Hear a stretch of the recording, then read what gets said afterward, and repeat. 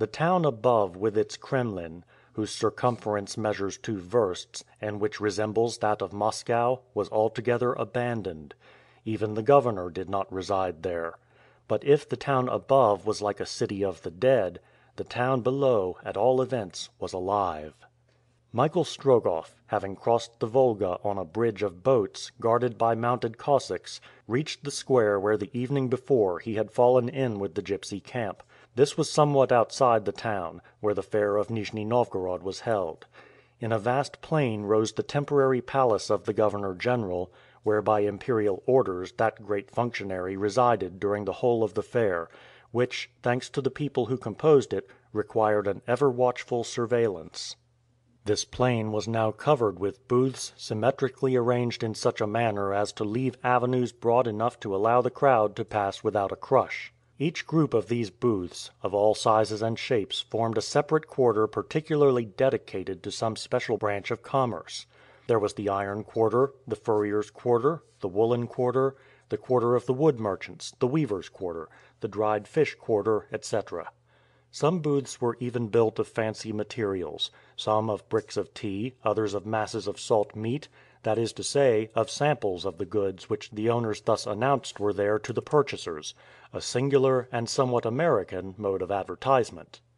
In the avenues and long alleys there was already a large assemblage of people, the sun, which had risen at 4 o'clock, being well above the horizon, an extraordinary mixture of Europeans and Asiatics, talking, wrangling, haranguing, and bargaining.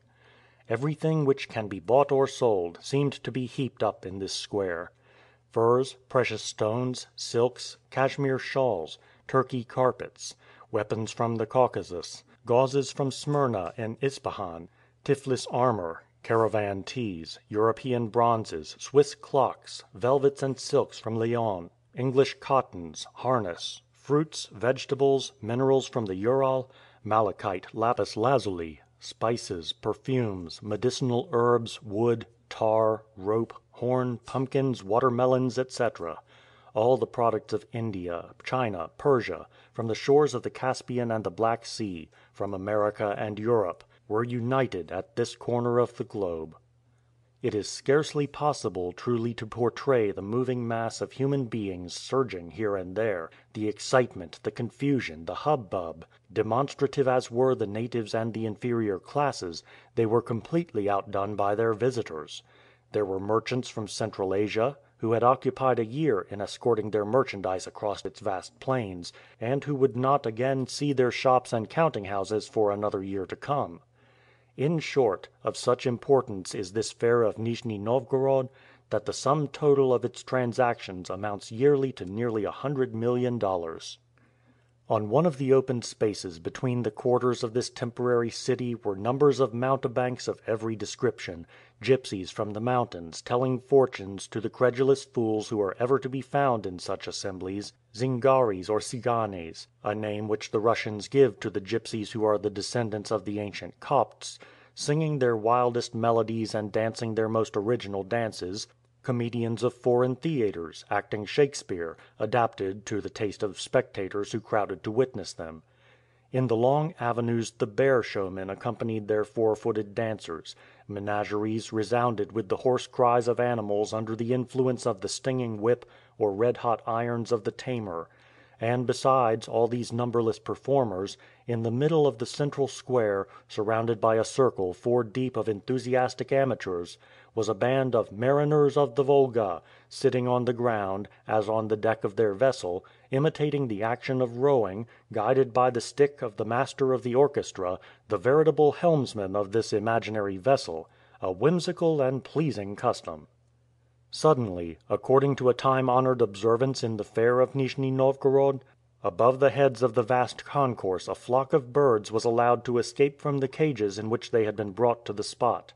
In return for a few copecks charitably offered by some good people, the bird fanciers opened the prison doors of their captives, who flew out in hundreds, uttering their joyous notes.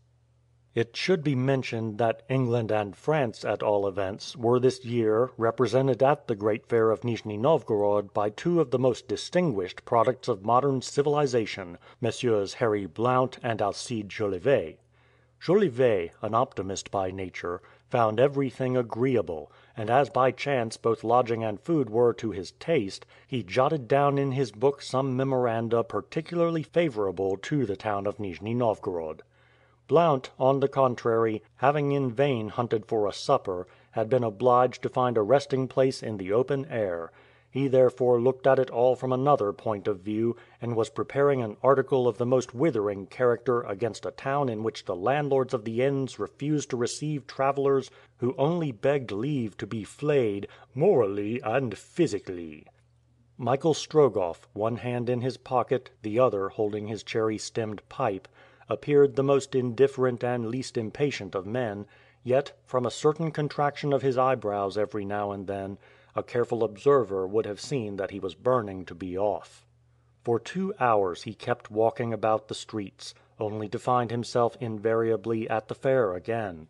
As he passed among the groups of buyers and sellers he discovered that those who came from countries on the confines of Asia manifested great uneasiness. Their trade was visibly suffering. Another symptom also was marked. In Russia, military uniforms appear on every occasion. Soldiers are wont to mix freely with the crowd, the police agents being almost invariably aided by a number of Cossacks, who, lance on shoulder, keep order in the crowd of 300,000 strangers. But on this occasion the soldiers, Cossacks and the rest, did not put in an appearance at the great market. Doubtless, a sudden order to move having been foreseen, they were restricted to their barracks. Moreover, while no soldiers were to be seen, it was not so with their officers. Since the evening before, aides de camp, leaving the governor's palace, galloped in every direction. An unusual movement was going forward which a serious state of affairs could alone account for. There were innumerable couriers on the roads both to Wladimir and to the Ural Mountains. The exchange of telegraphic dispatches with Moscow was incessant.